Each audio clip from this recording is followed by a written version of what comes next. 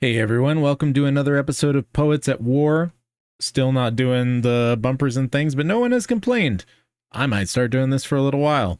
I miss the theme song personally. I'd love to hear what you think.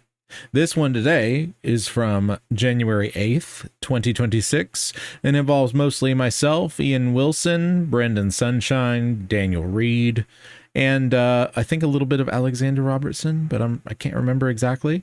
This one is super fun. We talk about 80s fantasy. We talk about trade school, which Daniel's been working towards, and a whole bunch of other stuff. And it was really fun. I hope you enjoy it. We're going to go ahead and dive right into that one. Please give some feedback on the show. See what you think as far as the changes. And yeah, let me know what's up. Drop me a line. You know where to find me. JoshuaDavidLing.com. Let's hit it. Greetings, Mr. Spock. I'm the Mr. Spock this time? I don't know. It was just the first thing I thought of because I changed my avatar to Captain Kirk. Who's like, I don't know. I feel like I would probably be like the kind of captain that like a very select few people enjoy, but most people really hate. Oh. Not because of any real reason. I just feel like if I was going to be someone from Star Trek, it would be someone like not Captain Pike. Like that's immediately who I think of because I don't know Star Trek as well, but like someone from some random show who was a captain and nobody can really stand. That would be Captain Archer. Was that Voyager or something? Who was that? That was Enterprise, which was probably the shortest lived. No, that's not true. One of the shortest lived Star Trek shows there was. The reason it was short lived was because the writers didn't know what they were doing. They had that's a good reason. They had a terrific cast. I mean, Scott Bakula got robbed because he was actually a good captain. It's just that the show was garbage. Yeah, I hear you. Oh boy, I loved the fact that the engineer on that ship was a redneck. That's fun. I like that too. Yeah. Anytime you can have a redneck like gluing something together with some kind of homemade glue, I'm down. That's literally what he had to do throughout the show because it was the first time man had ever gone out into space for any length of time, and he had to basically invent the technology as they were going. Right. Like transporter technology in this series didn't exist yet. Right. Or it barely existed. Huh. Yeah, that could be a good concept if they did it well, but yeah. Yeah. If they had actually taken the time to understand the lore of Star Trek, it could have been good. In fact, I think that they were trying to get to that point. If they had had just one more season, because the next season they were going to do the war with the Romulans, which was a huge plot point in the original series. Right. And I would have loved to have seen that, but the network canceled the show because the ratings were terrible. Yeah. Partly because they were trying to compete with Firefly. Yeah.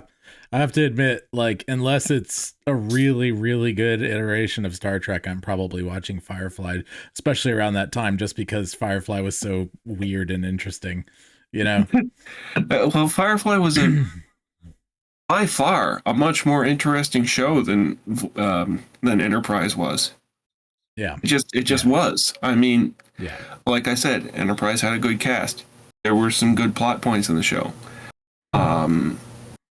Archer was a great captain, but the writers were just they didn't get it. They didn't get the whole ethos around Star Trek. I like what they're doing with Captain Pike now because it's actually more in the spirit of the original series.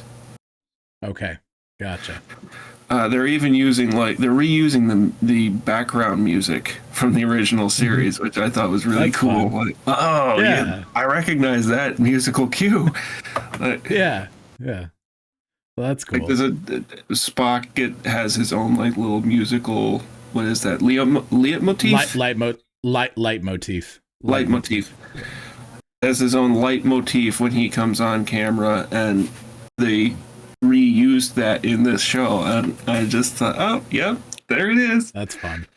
And we get to see like Mr. Spock become Mr. Spock, because at this point in time he's like trying to figure out who he is still, and he's experimenting with letting himself feel the emotions a little bit,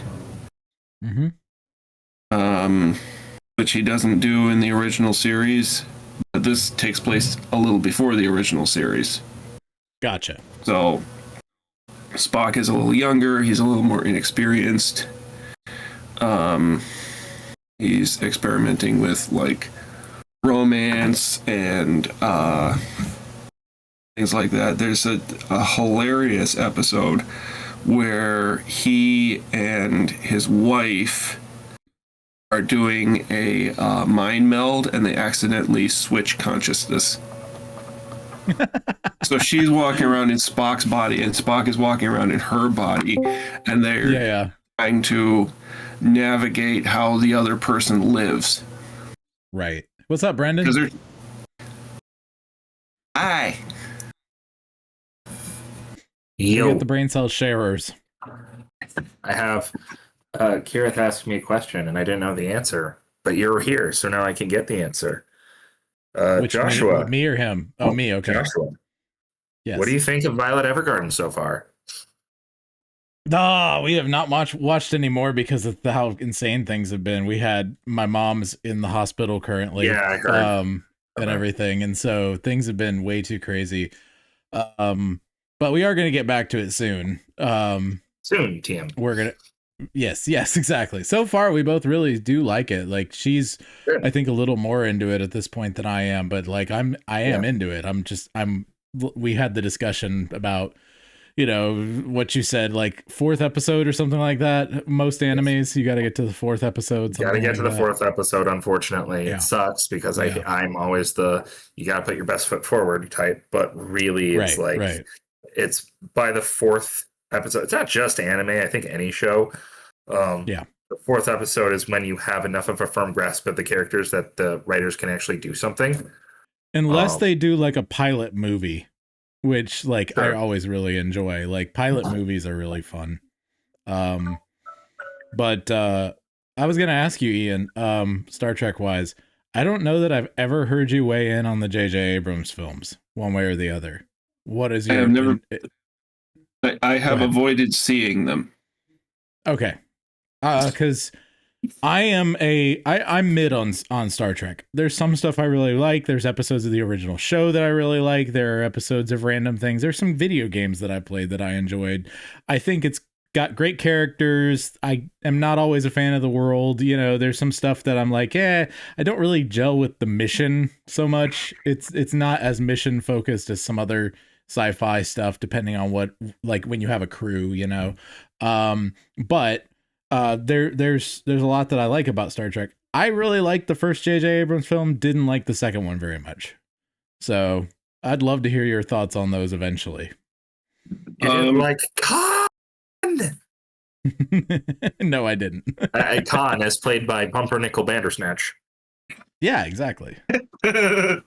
See, I've been meaning to see them just for the fact that I like Benedict Cumberbatch, but I can't see him as Khan. So I just would want to see what he did with the role. But no, I haven't seen the J.J. Abrams films because for some reason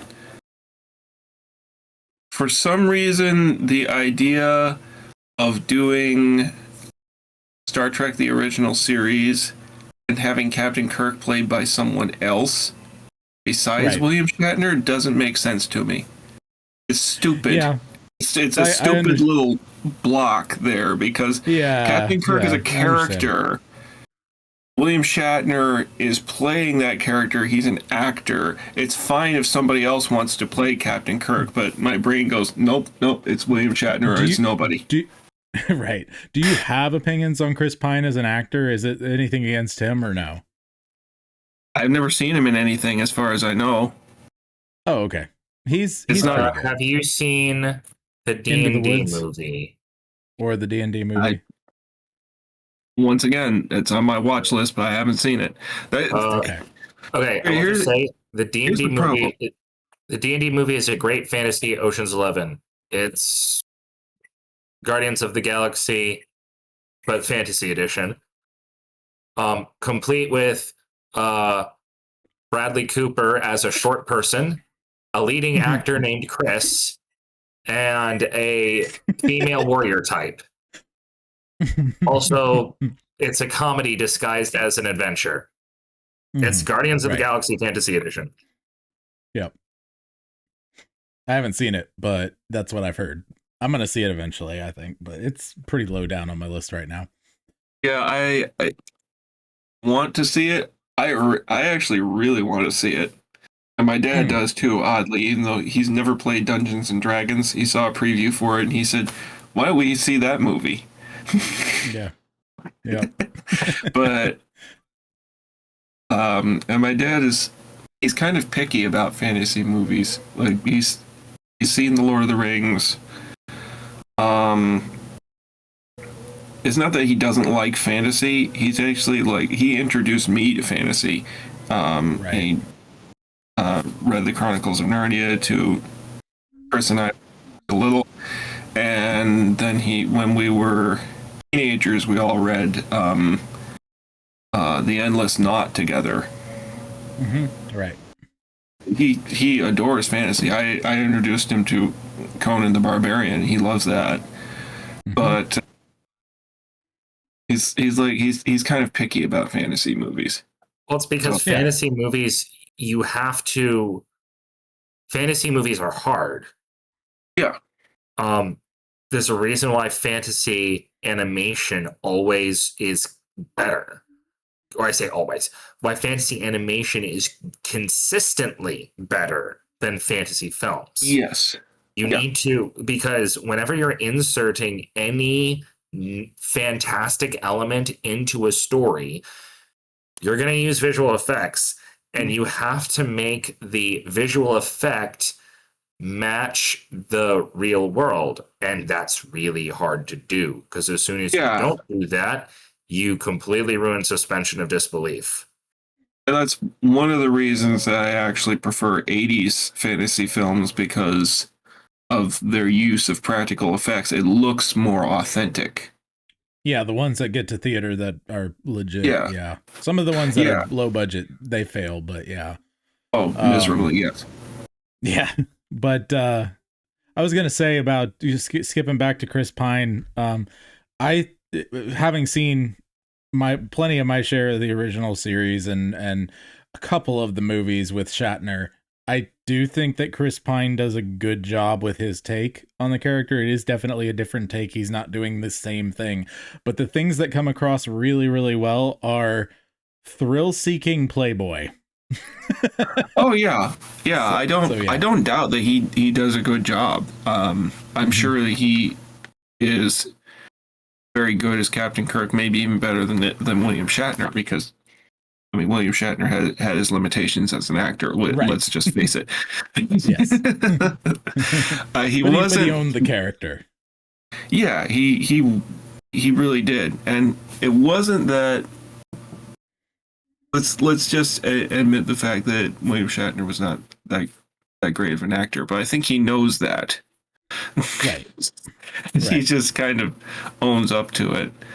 The hilarious thing is that throughout the original series, Leonard Nimoy had a serious drinking problem.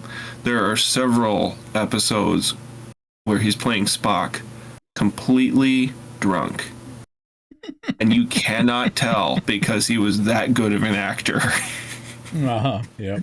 It's amazing, and I mean, if you watch really close, you can kind of see his eyes glaze over, or him stumble slightly or something. You can tell a little bit, but most of the time, you have no idea he's completely drunk. And William Shatner actually covered for him. Right. Yeah. Anyway, what did we come here to talk about? Nothing specific. We've been doing more meetings and stuff. I'm trying to get people, because we had 2 months where we didn't even have a broadcast because nobody showed up. Just because it was big time. One was the day after Thanksgiving. Black Friday. The other one was Boxing Day. So people were busy. But I'm trying to get people to just start sharing on the regular and see how that goes. If you have something to share, I'd love to hear it. If you don't, we can talk. We were talking this last time about I'm an Alvinist. Did you guys see this in the brood? Yes, you just shared it. You just shared it. It was you. Anybody want to see the art that I just did? Yeah, sure. Show us what you got. So I'll show you that.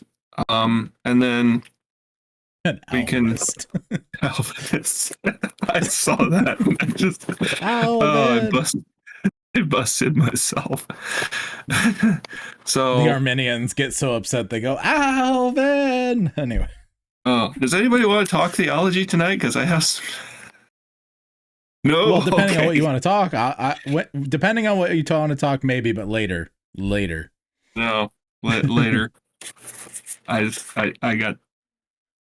have banned myself from all theology conversations. Well, at least with Alex, let's put it that way. No, just all theology conversations. Just all now. Oh, no, what happened? Theology. Oh, nothing. Theology. It's Brendan's bad. very passionate. Yeah. And well, also theology, generally speaking, is a waste of time because people use hyper-specific definitions, but that's fine. Hyper-specific definitions so that their specific viewpoint cannot be argued. I open up the chat and there's the Silver Hand, the really bad 80s pulp cover. We were talking about that, me and Abby, last night. I was like, you have to see that. By the way, This is a shirt that my wife's uncle, so my uncle-in-law, made. He's an artist. That's cool. Force! It's Skeletor in his cartoon style. Oh, and it I love it. Have it. By the way, if you want to see a good, bad 80s fantasy movie, you gotta watch Masters of the Universe, 1989. It many times, yeah. I have, haven't I? Yes, yep. I did last week. Oh, brain crap! I'm sorry. It's okay. I've just heard you say it a bunch. I'm gonna see it eventually. But I want to see like almost every 80s fantasy movie just because there's some of them are really weird. You have to watch Lady Hawk. Yeah, Lady Hawk is on my list. But getting into puppetry territory, things get really weird.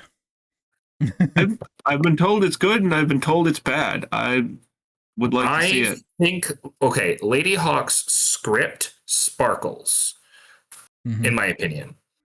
The dialogue is so witty. Matthew Broderick and Rutger Hauer and Michelle Pfeiffer all kill it. Choreography could use some work, whatever. It's 80s.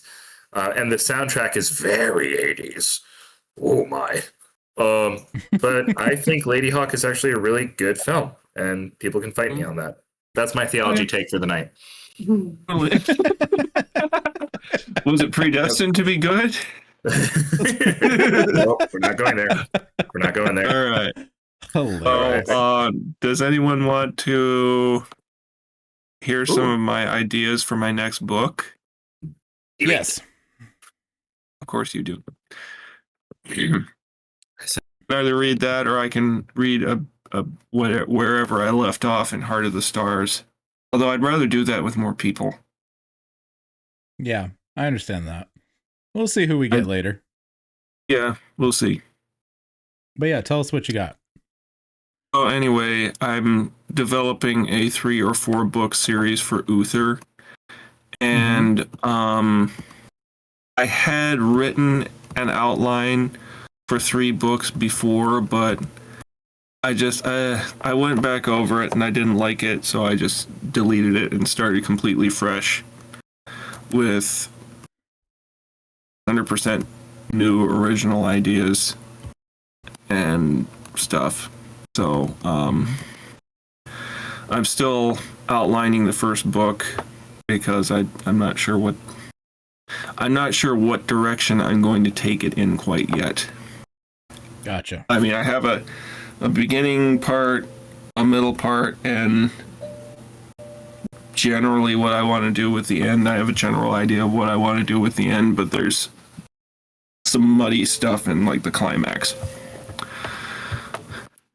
So, anyways, book 1 starts with, so King Emrys has died just recently. He was murdered by black magic, and nobody knows who did the crime. Meanwhile, his wife is pregnant with their child. So that's where we start here. The book begins after she's already had the baby, and this is like the lead up. So it starts with Taliesin has recurring nightmares about a giant serpent in some cold, forgotten void. Meanwhile, Uther's niece, Emrys' daughter, has been born and is about to be christened. Nimue speaks of how she desires to return to Avalon. Uther is about to be crowned High King of Camelot. Somewhere in here, Taliesin meets Myrddin the Mad. There is a feast held to celebrate the christening of the princess. Uther sees Igerna at the feast. The two have a moment alone and share a kiss. They decide they must never be alone together again. Now, Igerna, by the way, is married to Lord Gorlois of Cornwall, so major no-no right there. But that's right. To establish the third book. I'll get to that in a minute. Aran comes to the feast to bestow a gift upon his infant granddaughter. He gives her an object, I haven't decided what yet, probably a bottle of some kind of essential oil or something like that. Aran utters some cryptic warnings about a threat older than Atlantis, maybe even older than the world. Aran leaves the feast. The next day, Uther is informed that the Saxons are on the move again, attacking towns to the north. He organizes a war band to confront the Saxons. Gorlois joins Uther's war band. They ride through the north of Wales into the hill country where they intend to stay at Dinas Emrys, which is really important from the third book? Yeah. They meet the mad wanderer Myrddin, who gives them many cryptic sayings. Myrddin warns them about the ancient serpent who lurks in darkness. He warns them that there is a traitor in Camelot, and that the forces of evil are moving. Lastly, he warns them not to trust the stones that speak. Uther and his companions, puzzled, continue their journey north. Uther accidentally stumbles on a group of standing stones. He hears a strange sound coming from them. The stones begin to speak. The stones tell Uther where the Saxons have camped and how to defeat them. They also tell him there is a traitor in Camelot and that his niece is about to be taken from him. The next day, Uther divides his force in two, and they attack the Saxons at night when they least expect. One company to the north, the other to the south. They leave the battle victorious and return to Camelot. Upon their return, they find the city in an uproar. The child has gone missing. Uther and Nimue have a fierce argument. Nimue believes that Uther, in letting Lord Aran into the party, facilitated her daughter's kidnapping. Cruelly chastises them both. Uther returns to the Whispering Stones to ask them where the child has been taken. The stones tell Uther that the child has been taken to Anwen. They also tell him the identity of the traitor, Gorlois. Uther is shocked. He can't believe his ears, but he believes the stones because they were right before. Ermeridan confronts Uther in the wilderness, raving about how Uther has played with powers too dangerous for him to understand and risks dooming himself and the kingdom. Uther rejects him as a madman. That's about as far as I've gotten. Okay. So, stones are actually lying about Gorlois, but the more Uther listens to them, the more unhinged he gets. And as I said in the group chat at some other point, the speaking stones or whispering stones are a metaphor for ChatGPT, basically, right, because people are using it to get advice that it was never created to give. Sure. And it's like the more they listen to ChatGPT, the more they listen to ChatGPT, you know. Well, this also goes to Zodiac, you know, and all of those sorts of things too. You know, this is something that happens cyclically in history. That's exactly right. So I think part of the, obviously you're wanting it to spiral into chaos, but I'm having trouble pinpointing even potential anchors for him. That's the initial thing that I'm wondering about. Like, because you've mentioned before you were having a hard time figuring out what's next in a lot of ways on this. You had mentioned that previously. It's a hard project to do. Okay, so I know right now I am planning on him journeying into Anwen and taking the child back and having some kind of battle with Iran, and he makes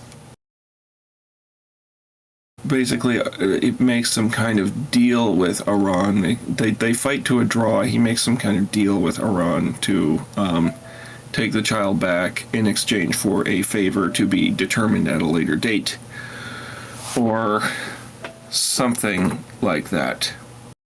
Because the thing is, I don't want Uther to be necessarily turned into a villain, right? But I also don't want him to be the same paragon of virtue that Emrys was. I want to portray him as more of a complicated character. He's vulnerable. More good than bad, but not perfect.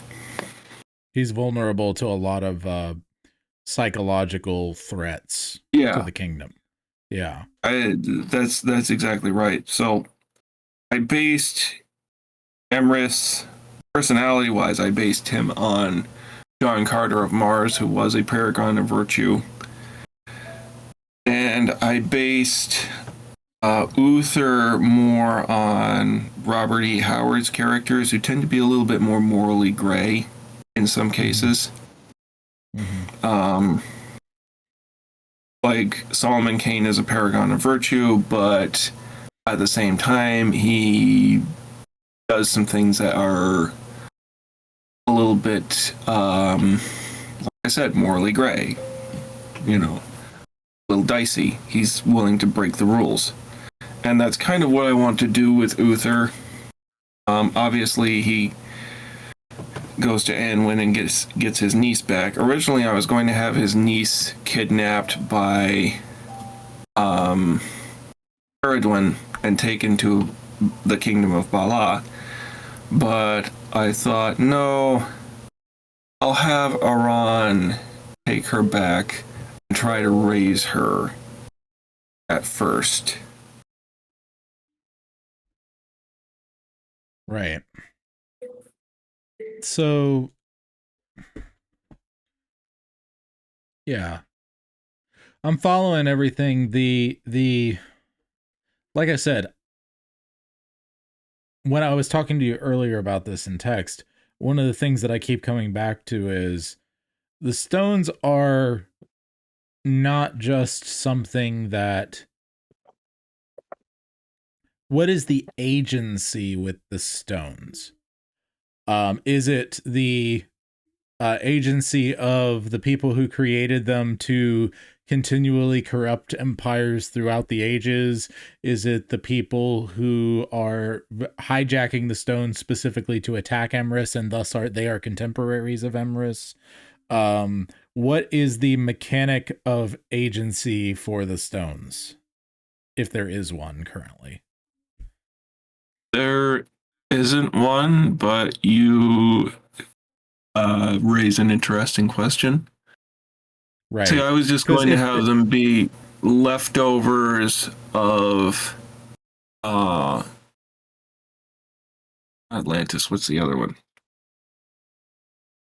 Hyperborea. Atlantis.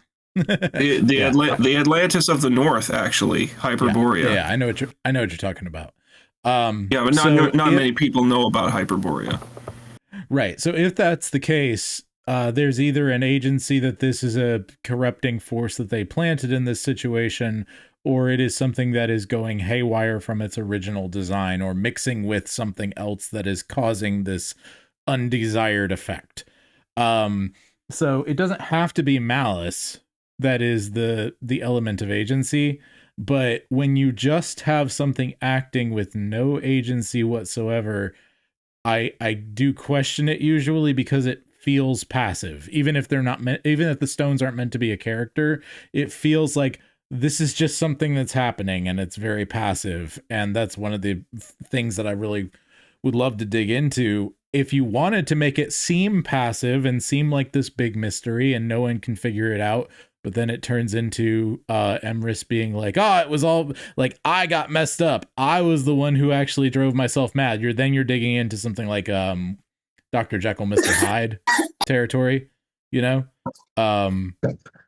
But you've got options, is my point. But I kind of feel like that's too ambiguous an element. There's soft magic that you can, use and keep it very ambiguous, but just for the sake of your own mechanics of figuring out what's happening, I feel like there has to be some element of agency, even if that's agency gone wrong. Does that make sense?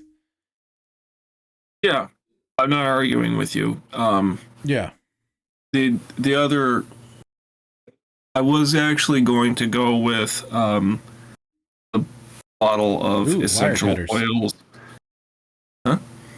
Oh, Brendan has wire stripper cutter things. I don't know what he's doing with them. Okay.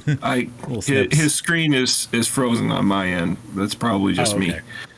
So, the bottle of essential oil turns out to be actually a djinn from Atlantis who was given to be the princess's familiar. Okay. It's like a gift from Iran. And I couldn't quite make that work. Like, why would it, what's the agency there? Why does this thing exist? What's its motivation? Why is Uther talking to it? Right.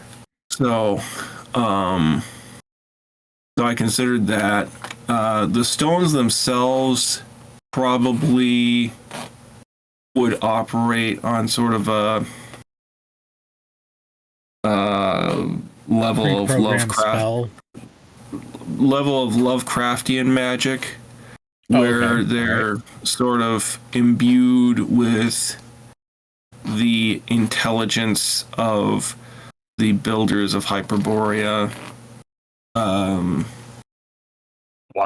Irish mythology, this is where the speaking stones come from. Yes. They contain the souls of the dead. Mm-hmm.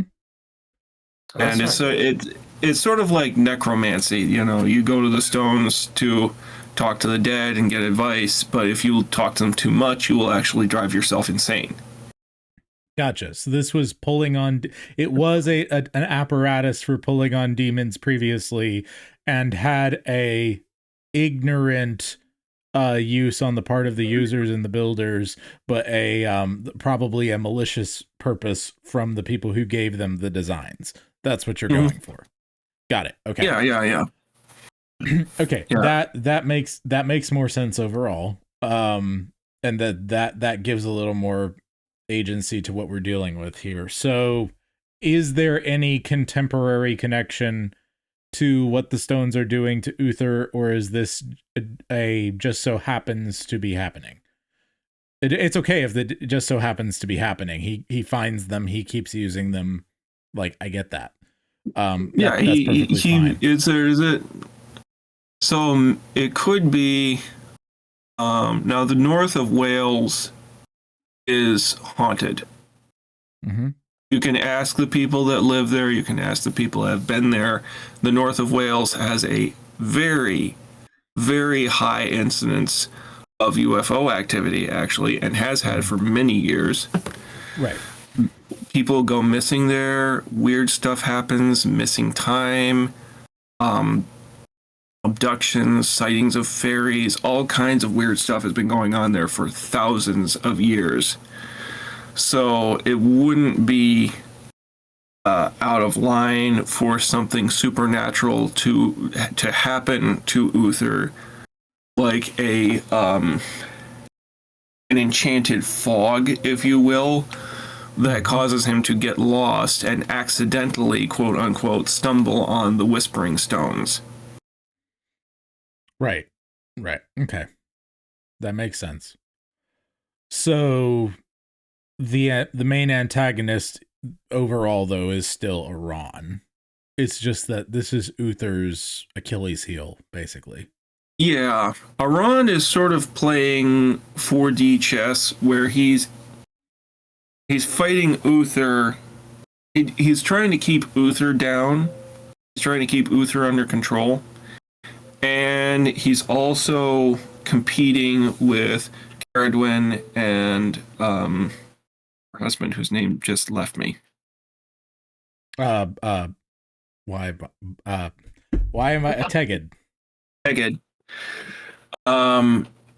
He's also competing with Caradwyn and Teged for control of the other world and the human world, and just is kind of he's playing political games with them. Because it seems like they're on the same side, but they're actually not. They're competing against each other. Okay, so Uther is rising to power in a situation where he should absolutely crush everybody because everybody's kind of wounded. And the biggest actual antagonist is himself. Yes, actually.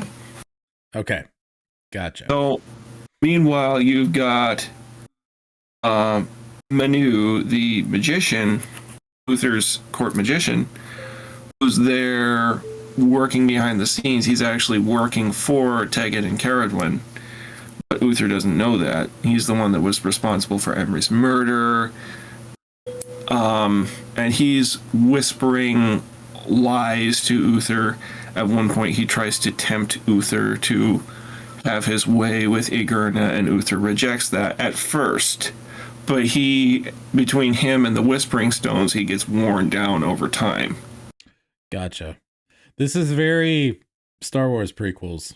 There's a lot of like political goings on and whatever else, and the good guy turning bad guy. Okay, so yeah, there's a lot there that you can look at, and I would suggest looking at the prequels. I know you're not a huge Star Wars fan, but looking at them on a plot level, and just seeing what they do, and just looking at the structure and taking what you like and throwing out what you don't, and say, oh, I can do that better.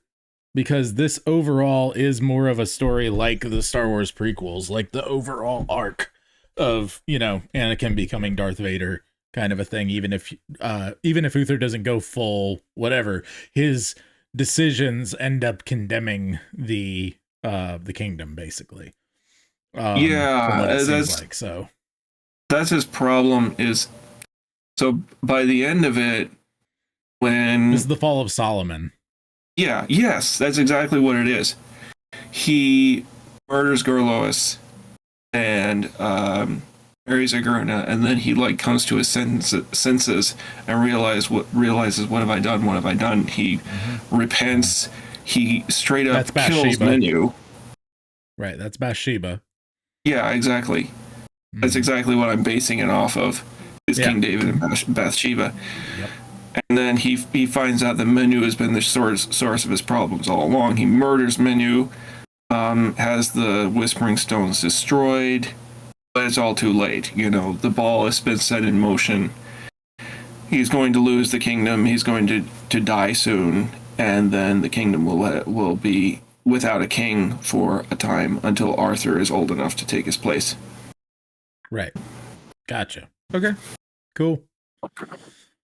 Well, I think that seeing the archetypes like we were talking about and getting the mechanic by which the stones are actually doing what they're doing 100% in stone will probably help you a lot. Which we kind of did. So I'm seeing the bigger picture overall. Definitely. Did you have thoughts, Brendan, on that?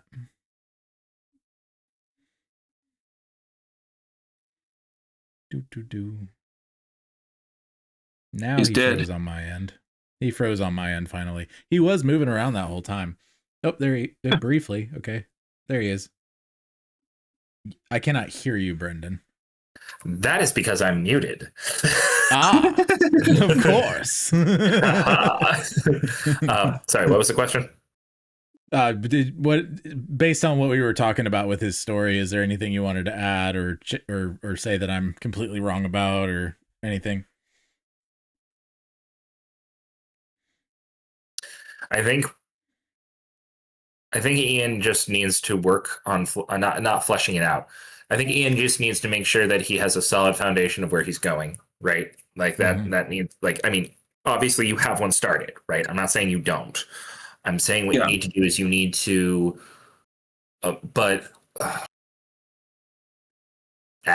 okay. So I am one of those weirdos who doesn't think just about events.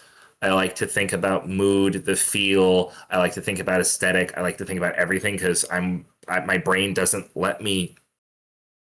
shut up, and it doesn't let me not get everything right. Right. So whatever your ending is, it can't just be the right set of events. It also has to be the right tone. It has to be the right mood. It has to be the right message, but don't preach better than you can tell a story, or don't preach harder than you can tell a good story. All that jazz. I think you have very good bones, but you really need some cartilage. Kind of what Joshua was talking about, where there wasn't like really any sticking point. You need to find a way of making sure that the bones are connected. The Jinn idea, that is, like you said, I'm not sure how I can get Uther to talk to it, or I'm not sure why what's the agency and like what's going on with that. I mean, the easy solution is it was a gift by this guy to actually like sway her to Ahriman or whatever the thing is, like Iran. Yeah, that's the easy answer. You don't necessarily want to go with the easy answer, but I think that Uther, like I like that you actually are trying to write a tragic story. I think that's a good. I think you can work on that, and I think you can make something good out of that. I just don't have. I don't feel like I have enough to make a good judgment or thing like that. Comment on it. Joshua's concerns might be valid, but I don't know if they're valid because we don't have enough yet. It's still a work in progress, right? I think, but again, you've got good bones. The one thing that you have going for you right now, as is that you've got a couple potential red herrings, which would fit in a tragic story.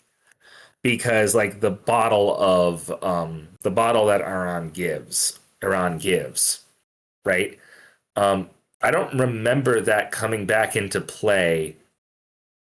It doesn't. Like, that's the thing. It's kind of like it's hanging there.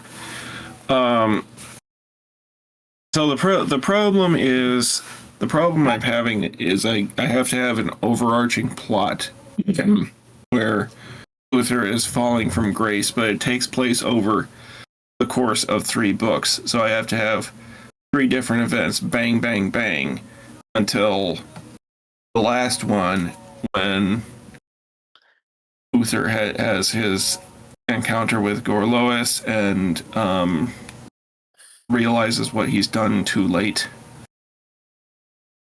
I think I think it's great that you're trying to get all 3 books plotted out at the same time. I've done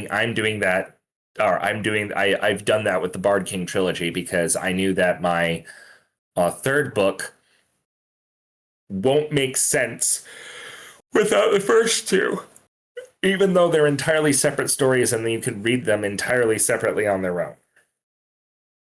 I want now that with that said, I want to caution you on having 3 tragedies in a row, because I think that's a little too heavy, right? Mm-hmm. I think starting the book series, establishing the speaking stones, and having him use them cautiously, but they end up helping him, and eventually they are pivotal for him defeating the Saxons or whatever. I think that's a good stop for book 1, right? You're going to have to do quite a bit of padding, but that's a potential. But ending book 1 with a victory, and a pretty solid one, I think is a good tone start. I think book 2, you need to have a victory, but have there be questions. And then book 3 is the catastrophe of realizing too late, because then you have a simple progression. Now,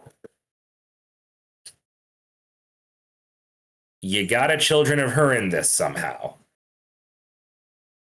because frankly, I mean, I can enjoy a tragedy, but well, let me put it to you this way. I watched the movie Seven.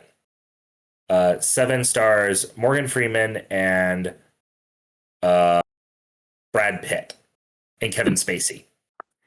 At the end of the movie ends really dark. It's a really dark, really sad, really tragic ending, with Morgan Freeman basically making a speech about how he keeps going because there is good in the world, and because there's good in this world, Mr. Frodo, and it's worth fighting for. But it's really in the context of cop has fallen to disgrace. A serial killer has won, but he died for winning. And a cop is disgraced because of it. And a good cop, mind you. He had his flaws, but he was a good person. And 2 innocent people are dead. Well, more than 2 innocent people, but like two really innocent people are dead, and 6 others. 6? 5. 5 others have died as a part of this whole thing. I don't want to watch 7 again, ever. I'm glad I did. It's, from a filmmaking perspective, it was great. I'll probably have to watch certain scenes again to get to analyze the techniques and stuff. But I never want to watch 7 again. It is just too dark and tragic.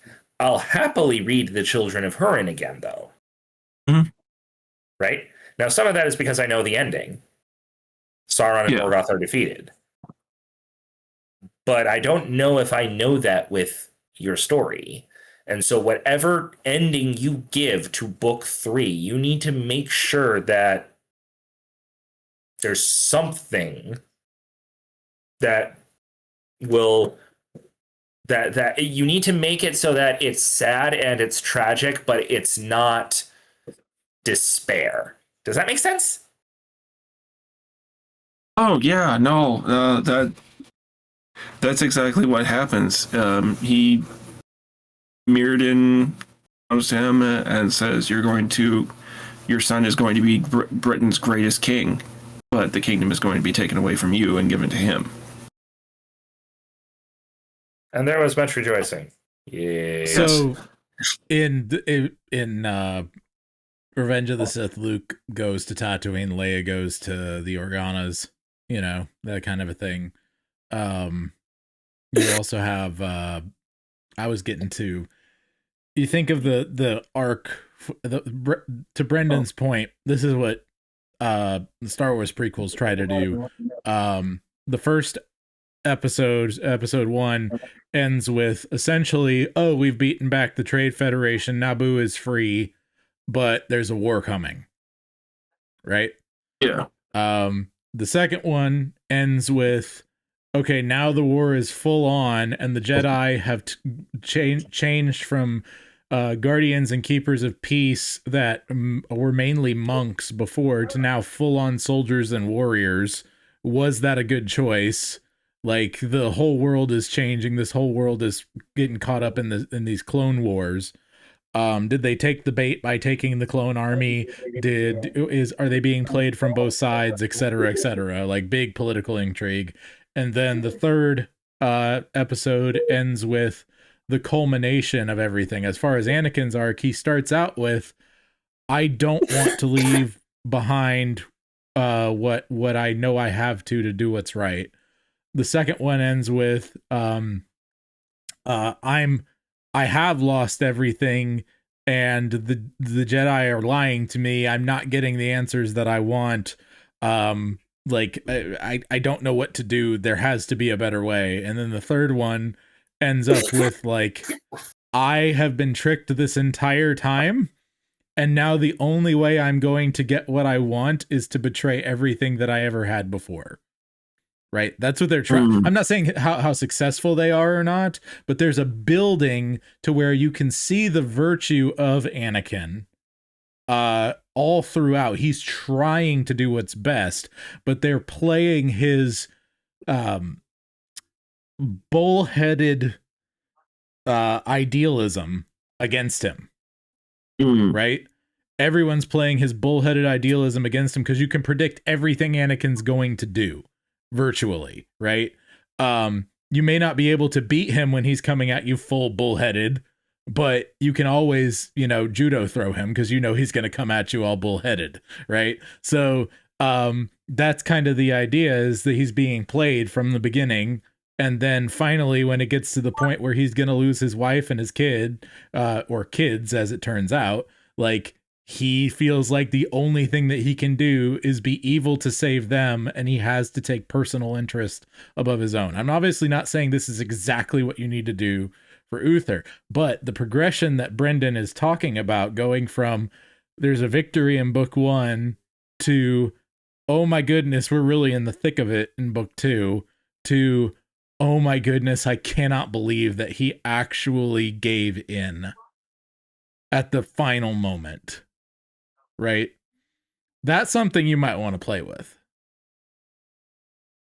So. Could you repeat that one more time? You go from, okay, we won our first battle, some weirdness going on. And then the second one, oh my goodness, we're really in the thick of it. Things don't seem great. But we got to keep fighting. And then by the third one, it's, oh my goodness, I cannot believe he gave in at the last moment. This is also like Isildur. Yeah, that's exactly right. So, okay, so what you're saying is I should focus on the Saxons as the antagonist, because one of my plan was to end book 1 with Uther rescuing his niece from the jaws of death, basically.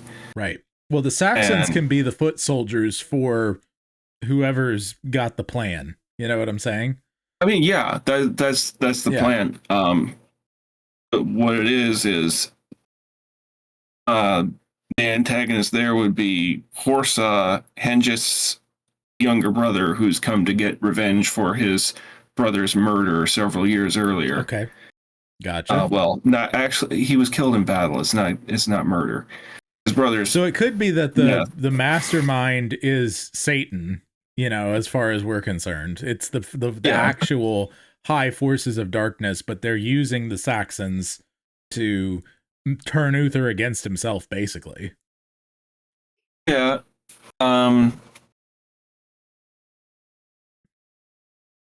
don't need the Palpatine mastermind to be a character. It can be the unseen Satan, you know, turning the man against himself. Yeah, that's exactly right. So now I'm wondering if I should even just keep the kidnapping plot point in at all, because it doesn't seem to serve that much purpose, really. Hey, what's up? Hey. Oh, goodness. That's better. You dirty boy. Yeah. Yeah. My goodness. What's up, man? Nothing much. Oh, goodness. Camera off real quick. We were talking about Ian's story and getting some, as Brendan put it, cartilage on the bones of his story. Nice. I had a client sneak out, and I'm like, I'm fine to talk. I just, forget. I just sounds good. Oh man, well, yeah, it's been something, man. Go ahead, Ian. So. And then the major plot point of book 2 is actually Uther defeating what is essentially the Dragon of Chaos. She's the mother of all dragons. Has been sleeping for 5,000 years and has now come to wreak her vengeance upon mankind. Big kaiju Godzilla-sized dragon with multiple heads. And Uther has to kill that without Taliesin at his side. This is the first time that he's been without Taliesin for years. And Taliesin on vacation. Taliesin gets kidnapped. Okay. I was there's a lot of kidnapping in these books. Gosh, I guess I can't do that 2 times in a row. Anyway, yeah, I may just have to put that other kidnapping plot to bed. There's a Buffy drinking game when you're watching the series to drink every time someone gets knocked out by an unseen force. It's pretty funny. Someone always just gets knocked unconscious, especially like Giles and Willow and Xander. But anyway, yeah, that's pretty hilarious. I guess I was planning on doing was having Nimue sort of do this fading into the west thing where Emrys is dead, her daughter's been kidnapped, but she's been restored to her. And now she's like, I'm tired of the world of men. I'm going back to Avalon. Right.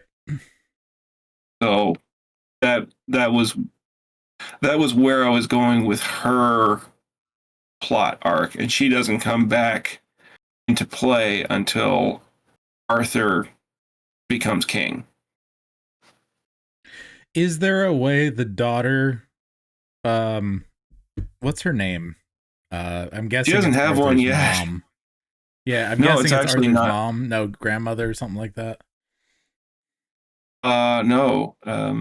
Arthur's mother is Igerna. Oh, okay, gotcha. So who is she going to be, like Lady of the Lake or something, this character? I hadn't decided what to do with her yet, because she's mentioned. Nimue is never mentioned as having a daughter. I just created that plot to add extra drama to my fourth book. Could make her Lady of the Lake. I mean, Nimue is. You could always just like imply it, and I'll leave it up to the reader. Yeah, there's stuff you can do with her. Point being, like, this character, this daughter, you could easily have her be hurt by some action or the consequence of an action or the inaction of Uther in order to make Nimue want to go to Avalon. You don't have to do the whole kidnapping thing. Okay. Yeah. It could be because like if the king is someone she can't trust, how can she stay in the realm? It could be like the familiar comes into play there, and that's sort of Uther's fault because he got talked into letting Aran into the party by Manu. Manu talks him into letting him into the party because he's sort of like the ace in the hole. Now, Manu is an interesting character because you don't really know whose side he's on. Right. He's your Severus Snape. Yeah. Not that I know what that means, but yeah. You know who Snape is. I know who Rickman. I know who Snape is. I just don't know anything about Snape because I don't know everything I know about Harry Potter literally comes from memes. I know nothing about the plot. I know nothing about the characters.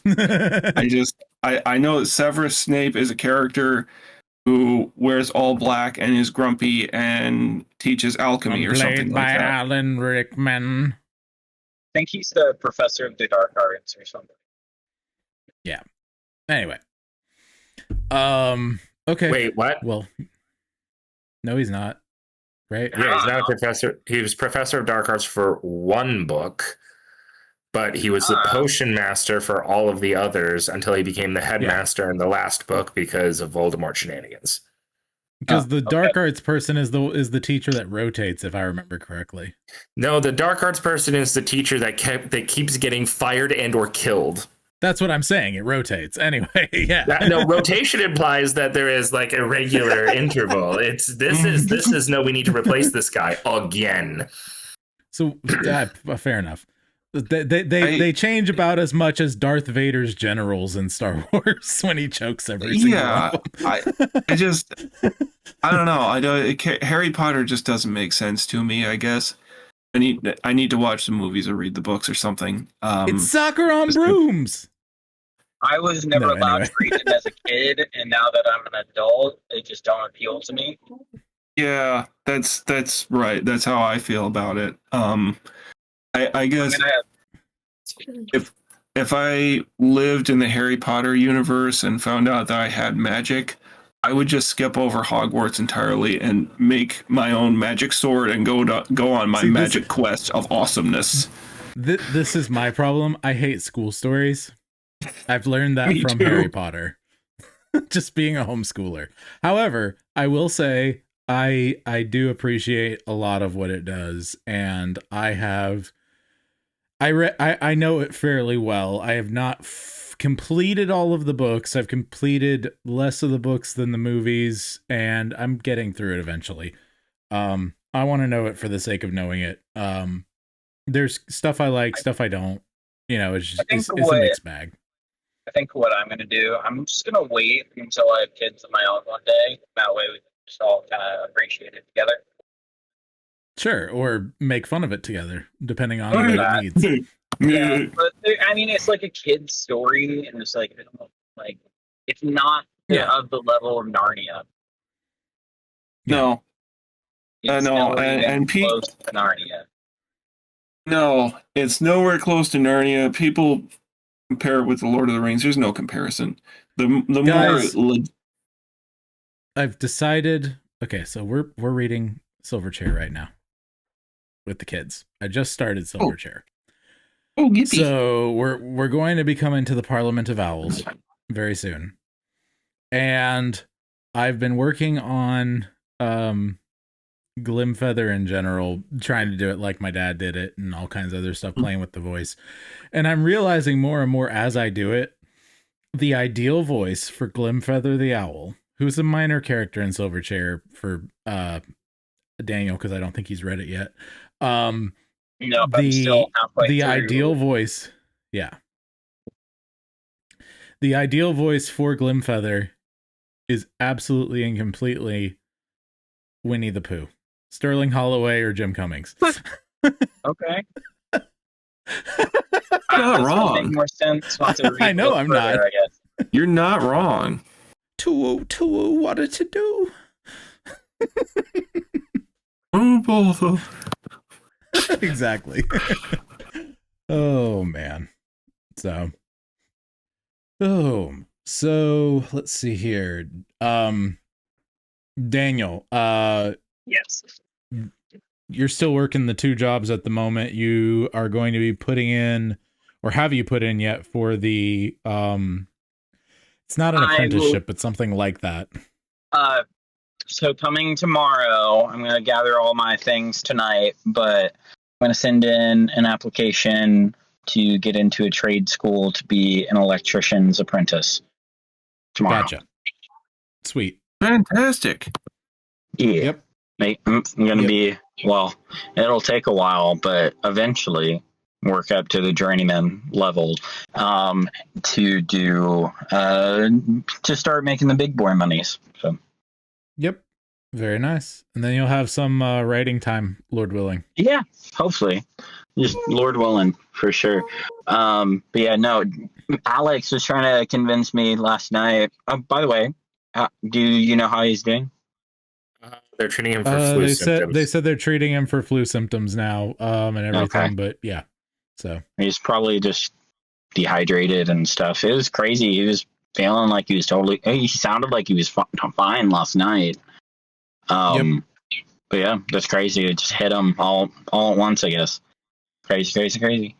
But he was telling me last night that he wouldn't recommend going to trade school or whatnot. I talked to my pastor today, and just about life in general.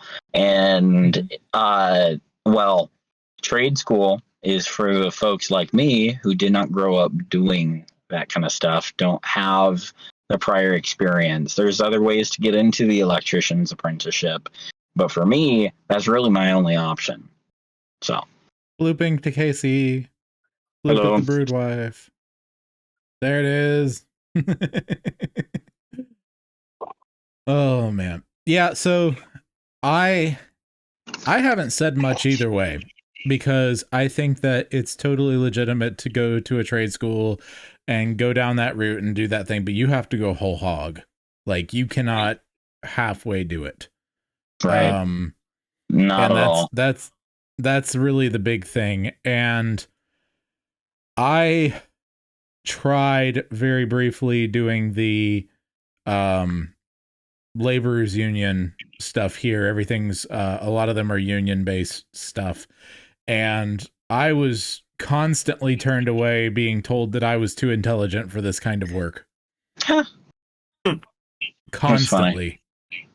I also got turned away from work at restaurants, one of the ones that Casey worked at, because they said that I was too intelligent for the work. That's interesting. So, like, did they mean that in a pithy, like you're a know-it-all way? It was or both. Like, basically, the way that the restaurant guy, who's a friend of Casey's, even now, he was an actor in Hollywood. He he's a very charismatic, very good-looking kind of manager, who's done a lot of different restaurants. He's still in town, I think. But he basically said, "You are not someone who needs to be hired at a base level. You are someone who has been a supervisor before. You have been moving more and more toward leadership, and your personality tends toward leadership. And if you're too many leaders, especially in a high stress environment, things tend to break down. And that was the way he put it to me, basically. So you're better at my job than I am, and I'm intimidated, so I fire you. Right. Well, it's not so much intimidation. Like he's way better than me at that sort of a thing. It was literally like, there's better stuff for you to be doing, like for real. And that I actually really appreciated that, because he knew that I was going to be miserable in this job situation, and he didn't want someone who was miserable, you know? And I feel like that's actually something that we don't think of enough when it comes to trades, when it comes to, you know, a lot of the various jobs and things, is this person actually going to not just fulfill the job well, but are they going to thrive as a person in said calling? Just as a person who is hiring, right? Like, yeah, I think I'll do well in it, because it's just one of those things of like, I need money and I need to be able to support a family. If you know, if I can get just one of those connections I've started on the dating apps or whatever to actually land or work anywhere here in a few years, to focus on the career, be able to focus on one particular woman, and like really it all takes off. 25 year me at 25, oh my goodness, the person I'll be gonna be crazy by the time I'm 30. Actually, by the time I'm 30, dang, just craziness. Yeah. Well, I'll keep praying on that. Like I said, like that's for sure. For me, and this was constantly a thing anywhere I went, is when I was forced into a following role. And I'm not talking about like I can't follow. I can follow and be a good soldier, but I am more fulfilled and can bring you more dividends as not necessarily a leader like top leader, but someone who actually has like more of a, I have to make calls based on my own wisdom and creativity. Right. I have to call on my own brain instead of the manual. Right. And that's not everybody. Some people are wired one way, some are another. Some are middle management, some are kings. You know, it just depends on where you end up. Okay. And my whole thing is, and I think that's Alex's thing, is the temperament thing. I don't know. I'm not going to tell anyone not to try. That's my big thing. Try everything. Fail. Get better at something. Right? Yeah, no, I was looking at the career path that I'm currently on, and I'm seeing all these issues with just the fundamental things that we're trying to do for these kids. And it doesn't even hit the core issue. It's like, these kids need dads. Half of them, 3/4 of them need to be taken away from these families and then put with good Christian homes who can actually take care of them and actually discipline them. And that's all that's needed, is just strong fathers. And then at the end of the day, I'm just emotionally drained because I'm so like, I can't do anything, honestly. Like, there's very little I can do for these children, and it's a lost cause for some of them. And I hate to say the system is the system is messed up, and sometimes the way to take it on is if you have influence, if you have money directly, but then otherwise you take care of your family and you see if you can actually create a family system that can take in more children. You know, adopt, and that's honestly, that's what I'm looking at here, is like, I can do far more good as an electrician, saving up, learn how to invest, have wealth, like generational levels of wealth to pass on, and then give myself time to actually pursue my artistic endeavors. And it's crazy, is like, I've been such a neurotic individual for so long, but now that I'm actually pursuing this really clearly and like, that this works, this will work, it's like all the other synapses are fired on, and I can actually, like, Aaron and I, we spent several hours together on Sunday, and we finally mapped out like a really cohesive version of the Maiden's Child that we're both really okay with. And it's just like, it's really solid, and it's like there's moments of it where it's like genuinely scary, and neither one of us were like, was it supposed to be scary? Yeah, I guess it is. Like, and it was just really, really good. It's just, I'm really proud of the little storyboard that we shared. Gives y'all all a little glimpse of what's coming next. But the fact is, like, I have not had or felt this much level of mental clarity, like, probably ever. So I just feel really good about this decision, and I feel like it's the right call. Sticks for you. Yeah, I'm praying it sticks for you, man. Yeah, I'm praying too. I am. But I was gonna say the big thing for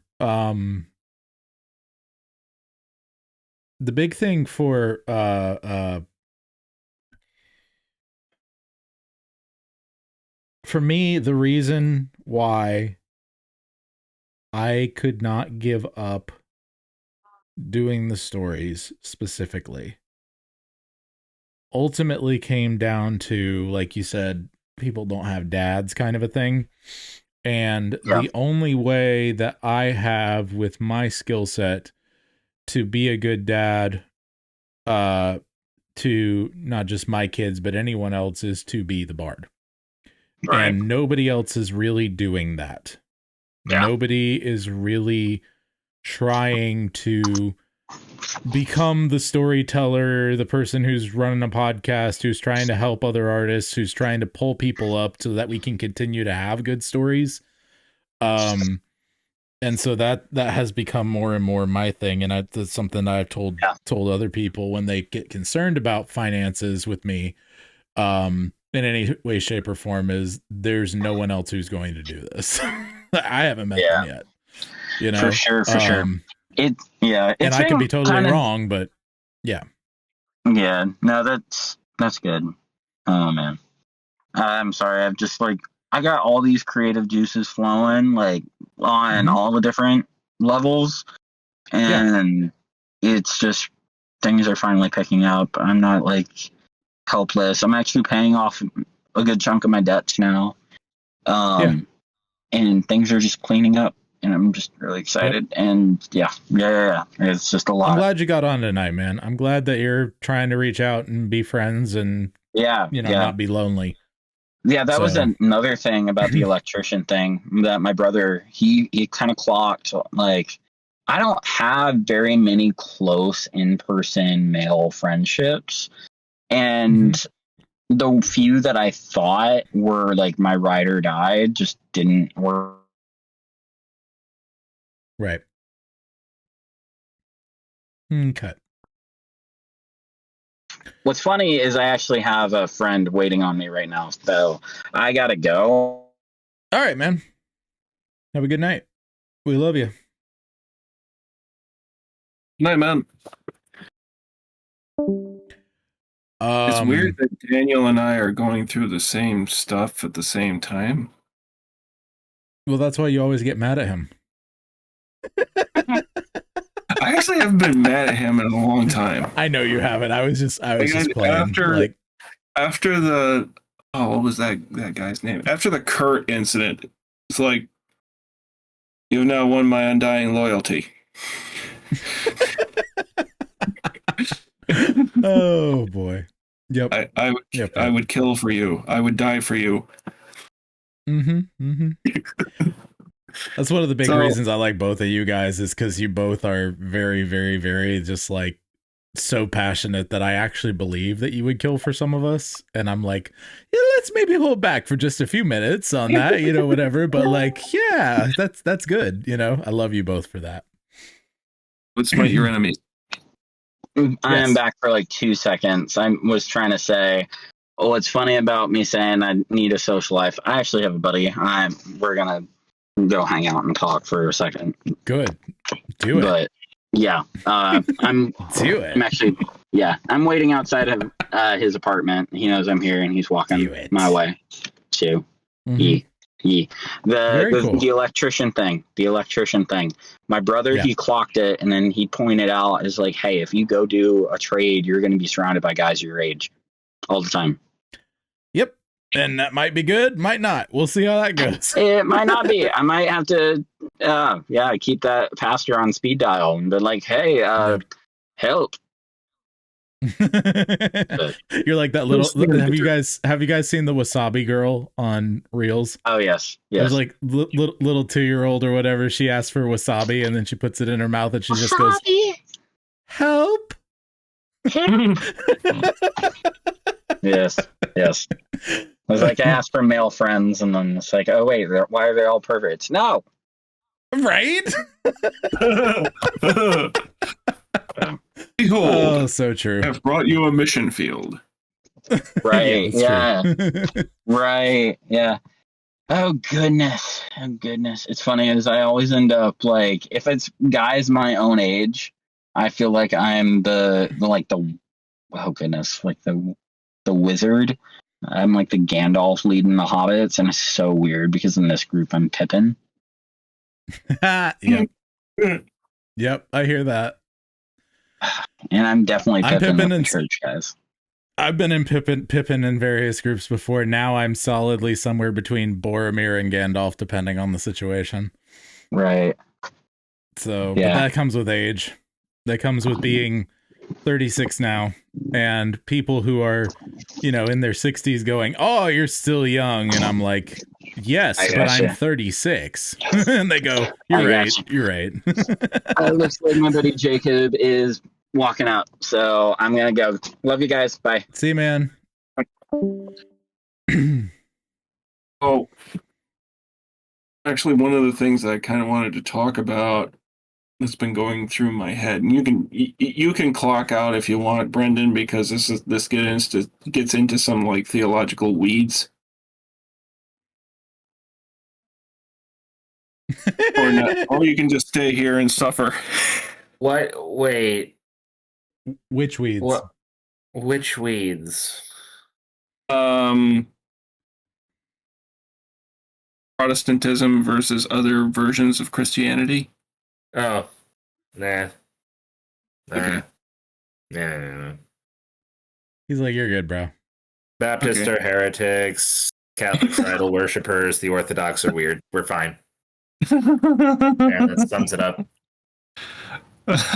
Okay. The reformed need to rediscover enchantment and beauty and get some of the charismatic stuff. The charismatics need to stop lighting everything on fire. The charismatics need to stop being weird, just in general. Yeah, but the reformed need to start being more weird. Yes. That they absolutely need to start. Honestly, I have a lot of respect for the Lutherans. Weirdest for a while, and then they just forgot. Yeah,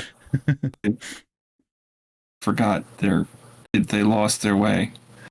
I think again, don't take this the wrong way, but I think that the Reformed need to be more like the Lutherans. In some ways, I agree.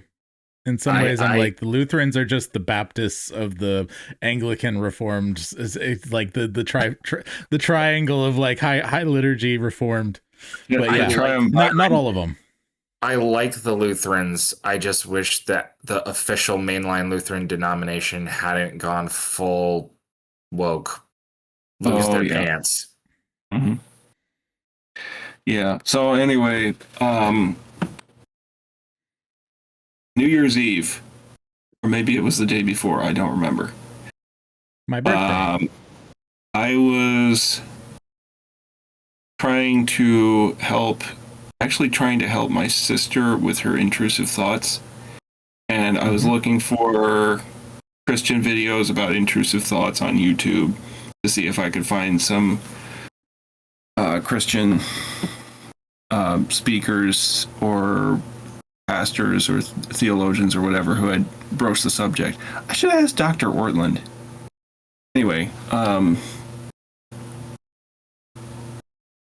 so as I was trying to help who's this?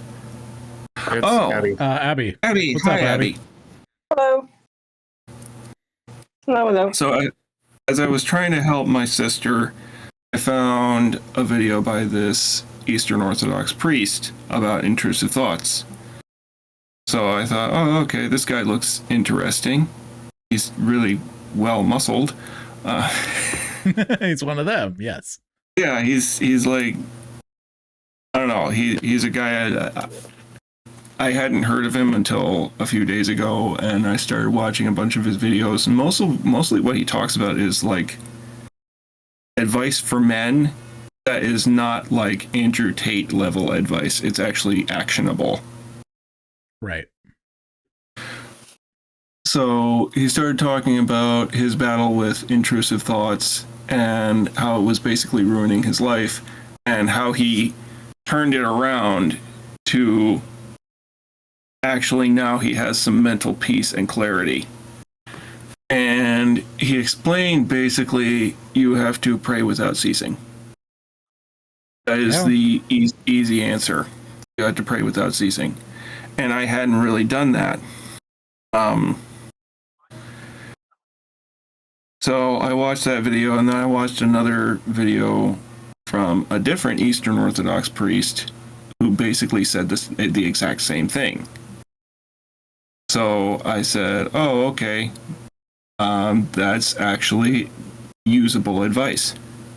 So I started doing that. I started really, every time an intrusive thought came up, or a negative thought, or an angry thought, or I thought about doing something wrong that I knew was wrong, I would say, Lord Jesus Christ, have mercy on me, a sinner.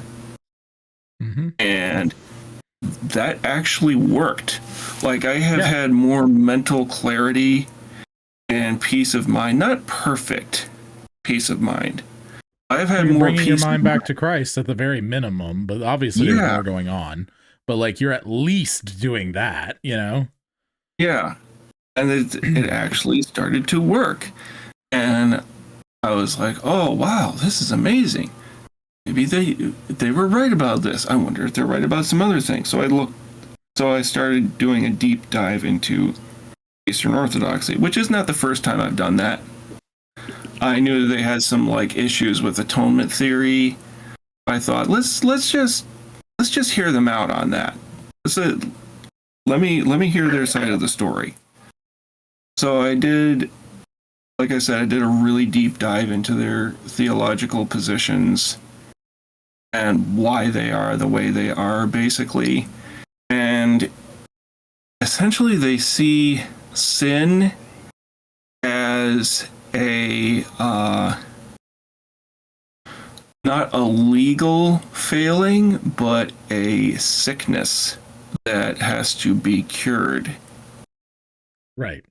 And I said, well, that's a different way of looking at it.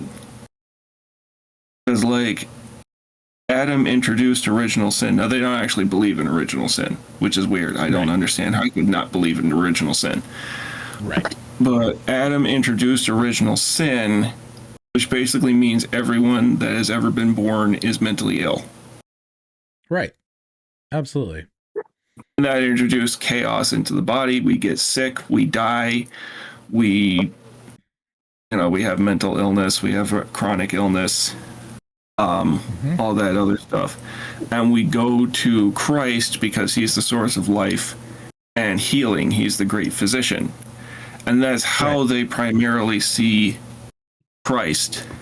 So, well, especially for a Christian who has already had their legal failing dealt with, we should be thinking of it as sickness more so than moral failing. For someone who is not a Christian, it's definitely for both a Christian and a non-Christian, they're definitely both. But I would argue that primarily for a non-Christian, you could look at it as a moral failing to some degree, but it's not completely their fault. And then you have for a Christian, it is primarily a sickness. It is what we're fighting against. It's the old flesh that we war with, right? That's the what Paul talks about, right? So I could totally see both sides of this because both are true. the legal failing tends to be the thing that we want to focus on as autistic reformed people.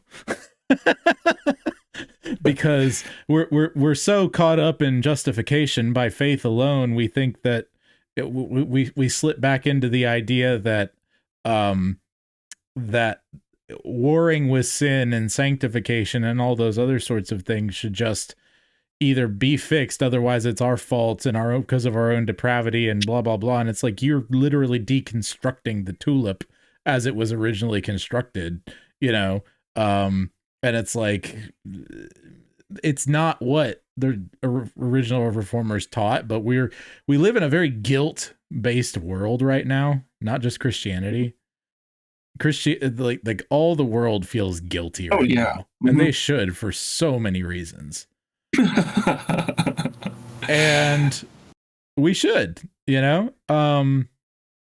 And the fact is, thinking of it as a sickness sometimes can lead to action more than seeing it as a moral failing, if you have the Holy Spirit pushing you.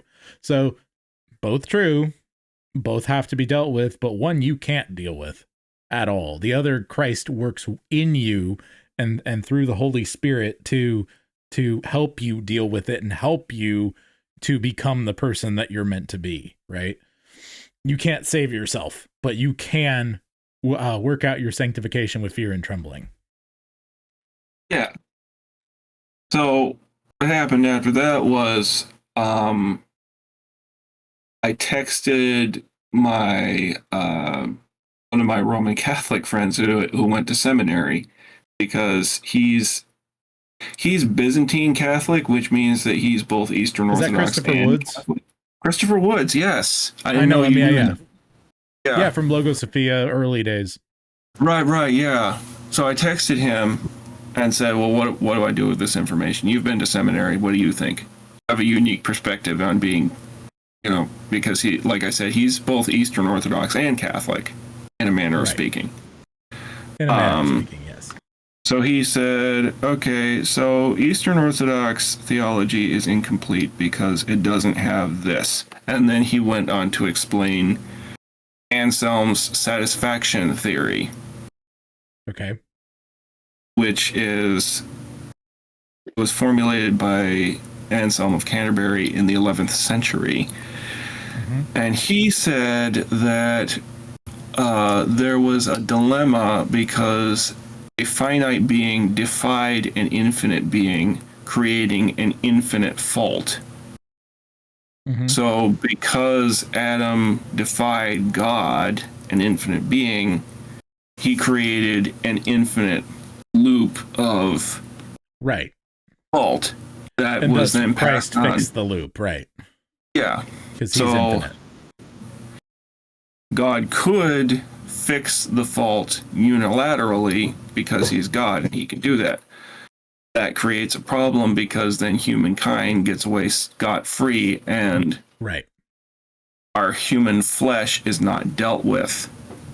Right. The divine justice is not satisfied. So God came in as Jesus Christ, God in flesh, and dealt with that sin on the cross through his propitiatory death and his perfect life. So as God and man, he reconciled both together and made humankind. He and gave the Holy Spirit to live in us. Yeah. Yes. He remade human nature, essentially. Yes. So, and I said, well, that makes more sense than anything else I've heard. And that's John Calvin took that and ran with it, and he made penal substitution with that theology. So it wasn't something that he did all by himself. You can also find that in Cyril of Jerusalem and a few other. This is Orthodox Christianity going way back. Yeah. But the idea that is completely alien to Christianity, like the Eastern Orthodox think, that's stupid. It's completely ridiculous. Now you can go ahead and like say, okay, penal substitutionary atonement is bogus, but Anselm's satisfaction makes perfect sense to me anyway. Is like, it just closes the book. I don't see a difference between the two personally. There really isn't. That the way that Calvin states things is hard for people sometimes because he's not always the clearest. He's not the worst either. There's way worse, both in the early church and among the reformers, than Calvin. But the thing that the reformers were getting at was the product of their time. They were going against the idolatries of the medieval Catholic Church, right? Like that was a thing. Even some of those idolatries are things that even modern Catholics would say were idolatries,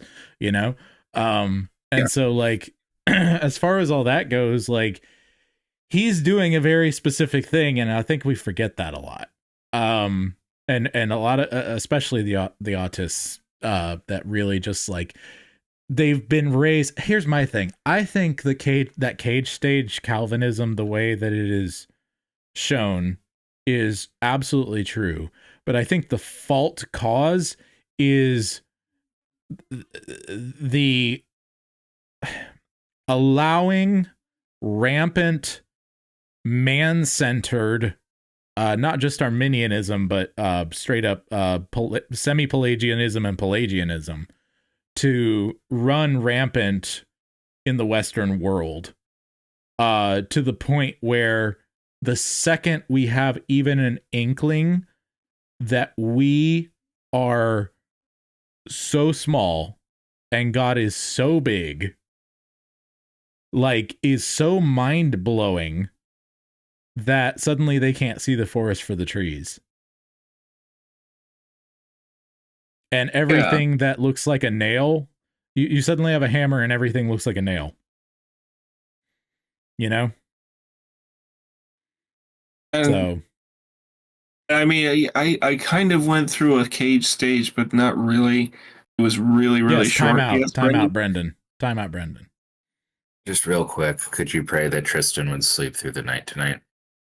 Will do, sir. Of course, he's starting to make sad noises, and it's been 2 nights since he has woken up in the middle of the night, and hopefully that pattern continues. But he is starting to cry, and so that may not continue.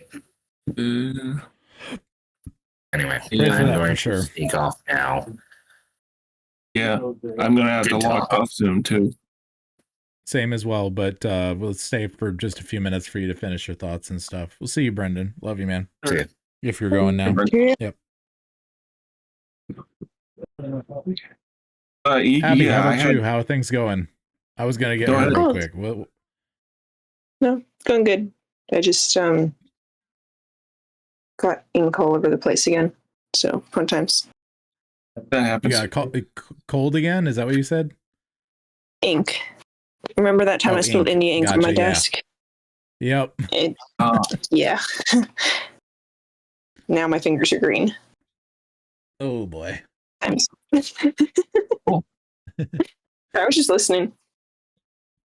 But yeah, what were you saying to finish up, Ian? Do you want to put a cap on this? Yeah, I'll put a cap on this. But like once I started really digging into theology, not just Reformed theology, but patristics and medieval stuff, I realized, oh crap, God really is awesome, and I am really not. Yep. And I am way over my head, and nobody has any call to be arrogant at this point. Yeah. You really shouldn't. You should treat people a lot kinder because they're made in the image of God and He's watching. But also, you should absolutely hate when people go against God directly. Yeah. You know what I mean? You should be scared for them. Yeah. Yeah. You should be terrified for those people because what is coming. I mean, yep. Like I always point people to the first chapter of Nahum. That book will set you straight. Let me tell you. Nobody reads it for that reason. What about is it 143 or something like that? I can't remember exactly which psalm, but it says, "May their little ones' heads be dashed against the rocks."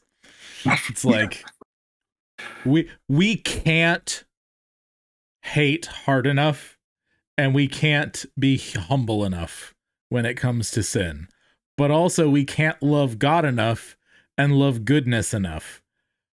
Yet we're called to do all of these things, and the only way that we can rightly say that we're doing any of it ever is because of sanctification. We're going in a direction. This is the thing I always have to tell people. Are you once saved, always saved? Yes. And that means that you're going to continue in the same direction with bumps, with valleys, with all of these terrible besetting issues until he takes you home and finishes the purification process, right? Like, the thing that makes you saved is the fact that he pointed you in the right direction and gave you the power to move. You know? And as long as you're going in that direction under his power, by the power of the Holy Spirit driving you, and you're doing your darndest, that's all I ask of any fellow Christian. You know what I mean? It's trajectorial. It's not destinational. You are going somewhere. There is a destination. But while we're here, your status is a trajectory. You know? Yeah. So anyway, I do have to log off. It was good talking with you all. Good talking with you too. I'll be going in just a second. I'll see if Abby has anything else before we go. So have a good night, Ian. Just wanted to pop in and say hi. Okay. Well, I'll go ahead and get off then. I appreciate y'all. We'll talk soon. Cheerio. Good night.